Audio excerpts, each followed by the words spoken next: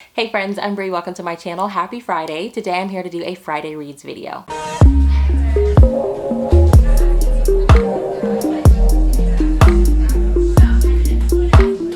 So I really like doing these when I actually do them, but I want to start incorporating some other like romance, entertainment type stuff that I've been consuming and enjoying, just to put new things on your radar. I want to talk about a podcast that I recently listened to. I am a total fan of the Fated Mates podcast. It's hosted by Jen Prokoff and Sarah McLean, and I will leave a link to the specific episode that they had this week that I loved. On this week's episode, they had the author Joanna Shoup on, and the whole episode was dedicated to unusual historical romance, and it was so fascinating. It was so eye-opening. Joanna Shoup is really popular for her current series that is set in Gilded Age New York, and the discussion was really about how historical romance lovers want their stories set in the Regency era, and they really focused on books that aren't in that era that are still really wonderful. And it was just really awesome to hear from Joanna Shoup's perspective as an author whose current series is not set during that era, and it is not set over in Great Britain. It's set in America. Just how her readers have responded to that. Make sure you check that out in the description box. I will leave a link to it down below. So then I have two arcs that were recently sent to me from the publisher on NetGalley, and the first one is 80 Days to Elsewhere by Cathy Dyer, and this one releases August 11th from Berkeley. And this one is pitched as The Amazing Race meets Around the World in 80 Days, and it sounds like a lot of fun. So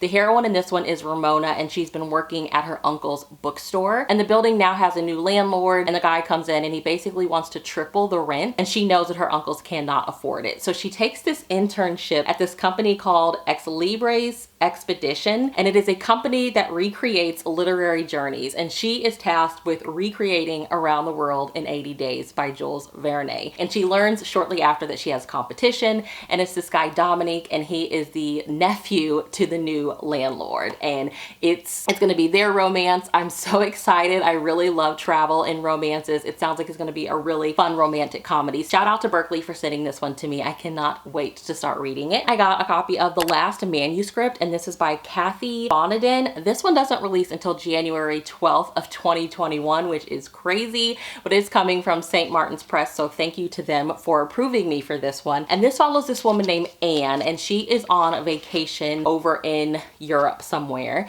and she's at like her hotel bed and breakfast, and she opens the nightstand next to her bed, and she finds this lost manuscript, and she starts reading it. She gets halfway through and she finds an address in the middle of the book. So she sends a couple of the pages to the address and continues to read while she's waiting to hear back, and she just falls in love with this manuscript.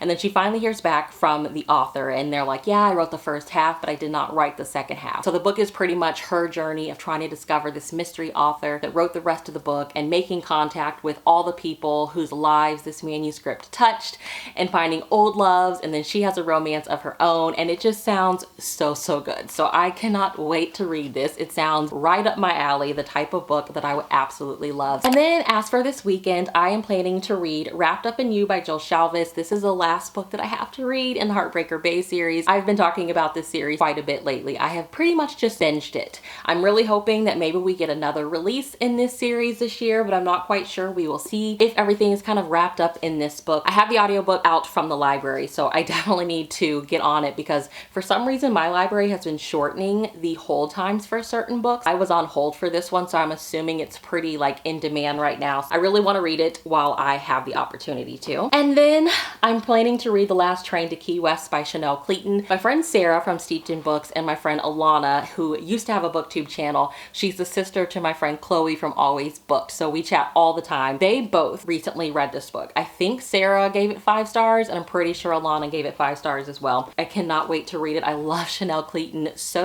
much, and this one doesn't feel as long as the previous 2 books are. Like, this one is not even 300 pages. I have the audiobook for this one as well out from the library. It's crazy that I got it so soon, so I definitely want to take advantage of having that and knock it out this weekend. So that is my Friday reads. Those are the books that I plan to pick up this weekend, as well as a few e-arcs that I have that I'm excited for. Let me know down in the comments below if you guys want to see like a reading vlog of me making my way through some of the NetGalley titles that I have, or if you just want to see a wrap up of me reading a certain amount, I can do that as well. Like, whatever you all want to see, that's what I will do. But let me know what you plan to read this weekend as well. I would love to hear. As always, thank you so much for watching. Have a great day.